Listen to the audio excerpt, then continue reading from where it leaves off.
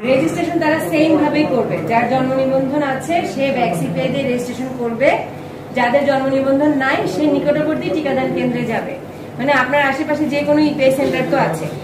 1 November থেকে 13 November পর্যন্ত 8 দিন সবগুলো টিকা কেন্দ্রে হচ্ছে এই ভ্যাকসিন কার্যক্রম চলবে, যারা কমিউনিটিতে আছে বা স্কুল বহির্ভূত। এখন স্কুল বহির্ভূত তো আপনার বাসায় এরকম কেউ থাকতে পারে যে কোনো কারণে স্কুলে যেতে পারছে না, অনেক স্পেশাল চাইল্ড আছে, আমরা কিন্তু সবগুলো স্পেশাল চাইল্ডকেও দিব। এছাড়া আমাদের জেলে ভ্যাকসিনেশন হবে, আমাদের অনেক ব্রোথেলস আছে সেখানে ভ্যাকসিনেশন হবে, কেউ কিন্তু বাদ যাবে না এই বয়স সীমার মধ্যে।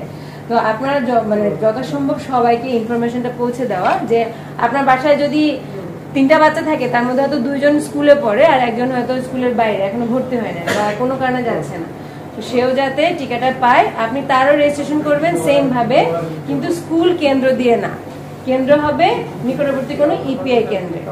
এবং আপনারা ওই 1 তারিখের পর থেকে 1 তারিখ থেকে তাকে যে কোনো কেন্দ্রে নিয়ে গেলে সে দিয়ে দিতে পারবে।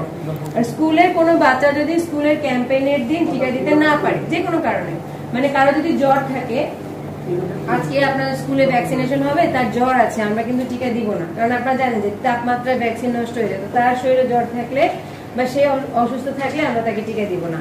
তবে আদার